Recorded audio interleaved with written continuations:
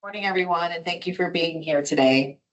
It is 11 a.m. on March 3rd, 2025, and this is the scheduled time for the public hearing for the adoption of regulations to amend Chapter 586 of the Nevada Administrative Code.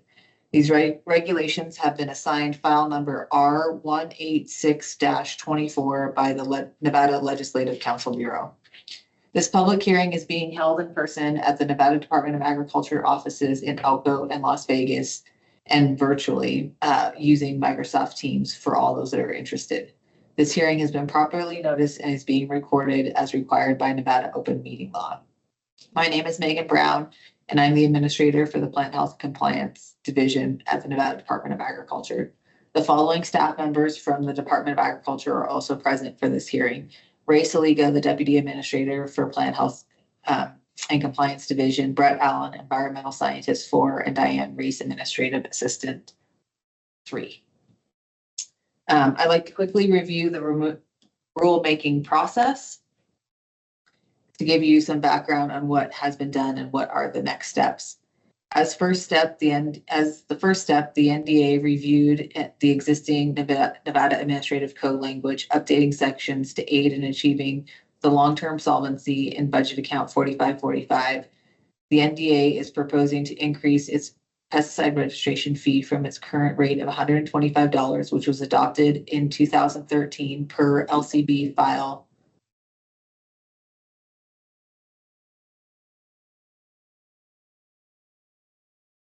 R070-13A and established with industry in 2014 to $281 in an effort to help stabilize revenues in Budget 4545. The NDA conducted an evaluation of its pesticide registration through an assessment of merging budget accounts 4545 and 4552 and the addition of additional funding through various grants, projections of rising costs, and overall averages of revenue and expenditures, and the long-term replacement and maintenance service agreements costs for our chemistry lab. The draft we're reviewing in this hearing is the most updated version of the proposed changes and as was mentioned, was submitted to the Legislative Council Bureau. The department then distributed a small business impact for industry input. This information was compiled and a statement was included in this workshop notice. A workshop was held on December 12th, 2024 to review the proposed changes and receive public comment and to help shape the final proposed language. Additional comments could be submitted following the workshop. Following the workshop process, this hearing and intent to adopt temporary regulations was scheduled and noticed. Public comment may also be made before, during, and after specified period of the hearing, which is comments in writing will be due by 11 a.m. tomorrow.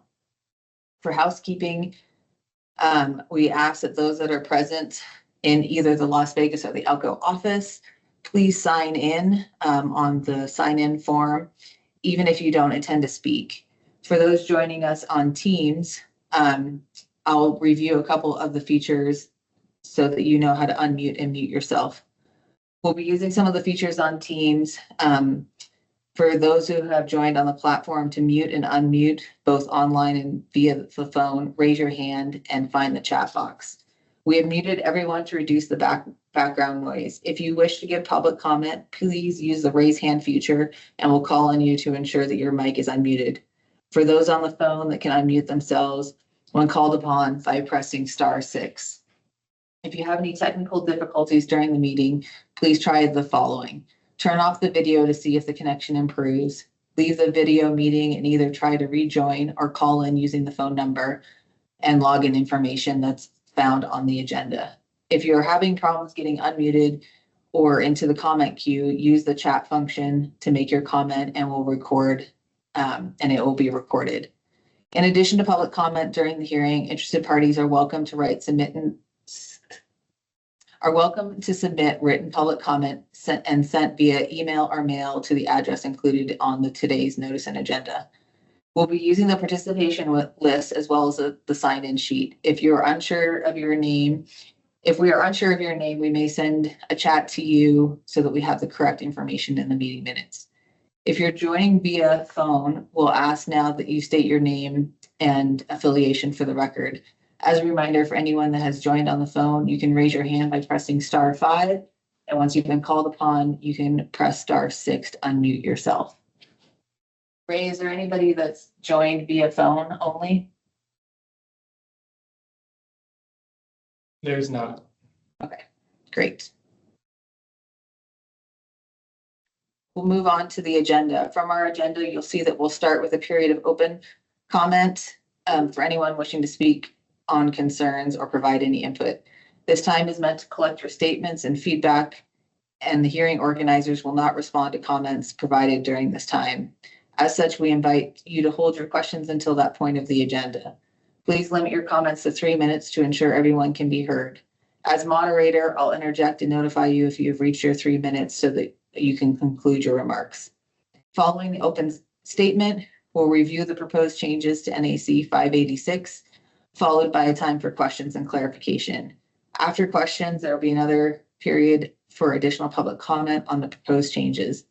Those who wish to speak during public comment are requested to indicate their interest to speak on the sign-in sheet for those in person or virtually by raising your hand using the raise your hand feature. As a reminder for anyone who has joined on the phone, you can raise your hand by pressing *5.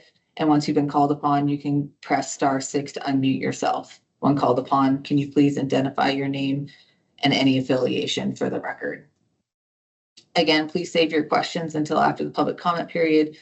At the conclusion of the review of the proposed changes, there will be time for questions and dialogue at that point once all the information has been shared. We are going to open public comment period. Is there anyone from the public that would like to make comment at this time? Again, you may raise your hand and unmute yourself if you do.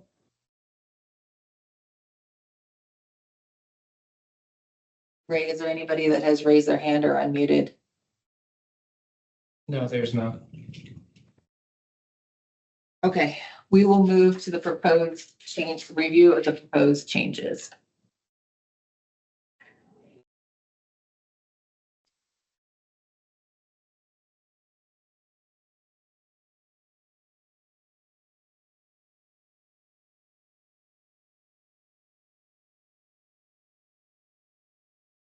Confirming all that, Ray, that you can see my screen with the proposed LCB file. I can.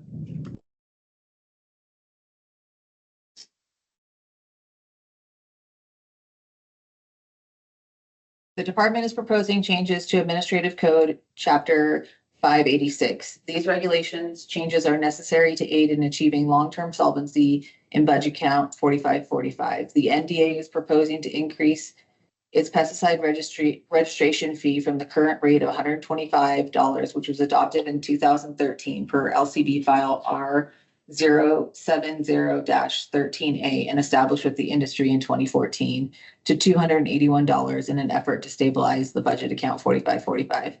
NDA has conducted an evaluation of its pesticide registration fee through an assessment of merging the budgeted accounts 4545 and 4552 and the addition of additional funding through various grants and the long-term equipment replacement and maintenance service agreements for the cost of our chemistry laboratory.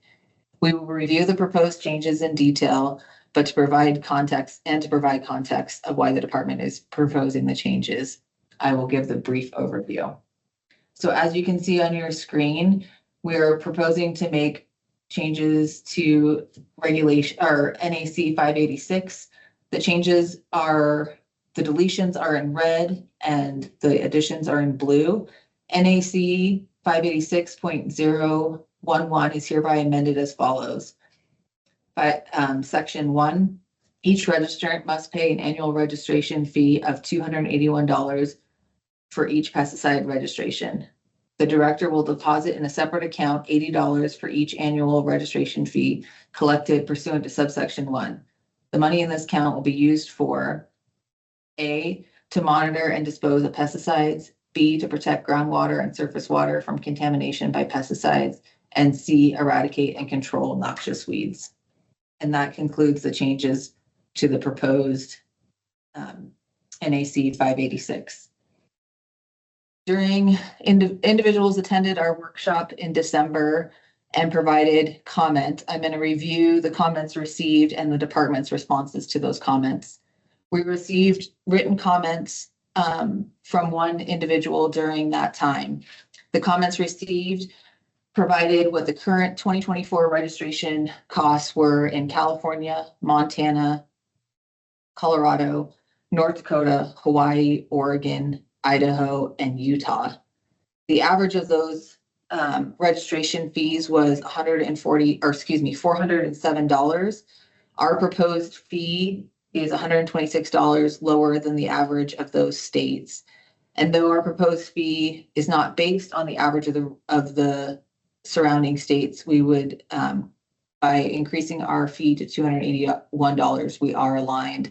Again, the proposed fee regulation or proposed fee change was based on funding allocations, chemistry lab replacement and service costs, and the solvency of the department. And we can provide information for those that are interested in how that was made. The second comment was proposing a sliding cost based on the gallons sold.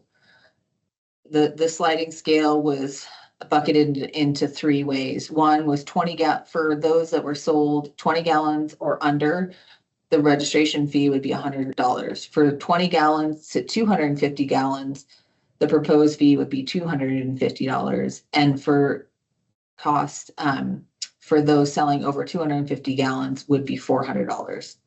The department's response was no other states have sliding scales for pesticide registration fees. Although we asked manufacturers to self-report volume, we have no way to audit for compliance. And the department also does not currently track volume of sales and do not know the proportion of products that would fall into each of the three proposed categories. We believe that a significant portion of the registrants would fall into the $400 or over 250 gallons of sale. This would significantly impact that segment of registrants and bump the proposed registration fee up $265 more than our proposed fee. The second proposal was a sliding scale also based on pounds, because not all pesticides are in gallons. One was 10 pounds and under would be $100, 10 pounds to 250 pounds would be $250, and over 250 pounds would be $400, and the department's responses are the same. The fourth comment was that organic should receive a 50% discount on the sliding cost registration. The Nevada Department of Agriculture's response was, we don't currently track organic versus conventional pesticides when applicants register their products. The department would have to adjust our online registration application to collect this information, and would add another layer of review to ensure that applicants are correctly identifying their product. The department also sees that organic pesticides can still cause environmental damage and are registered for compliance. And that concludes the comments that we received at our workshop in the Nevada Department of Agriculture's responses. We will now take any questions regarding the proposed changes. As a quick reminder, please use the raise hand feature or come to the table for those that are in person. For those that are on the phone, please press *5 to raise your hand, and you'll be called upon, and can press *6 to unmute yourself. Please ensure that your questions are less than 3 minutes to ensure that we can, everyone has a chance to be heard. Ray, is there anybody either online or in the Las Vegas office that would like to make comment or have questions? No, there's not. Great, thank you. The department would like to thank the public and the industry representatives for their participation in this process. We value the relationship we have with those that we serve and are grateful for the input that we have received through this process.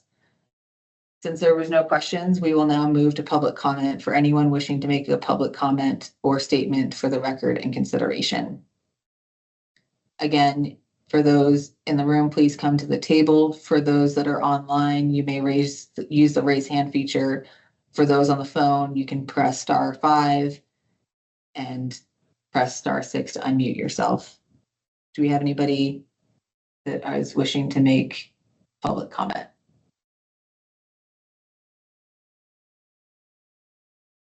Ray, is there anybody that has raised their hand? No, there's not. Great. We will close public comment. Thank you all for your participation. The NDA will take the comments that we heard today, which there was none, in consideration, along with any written comments that are received before March 4th at 11 a.m. Following today's hearing process, the NDA will consider comments and may take action to adopt the proposed temporary regulations. And if, based upon the comments received today, the NDA determines that substantive modifications to the regulations presented are warranted, an additional hearing or notice will occur, as well as a notice for adoption. Thank you for attending today's hearing. As of 11:16, the hearing is adjourned. 11:16 p.m. Thank you all for attending.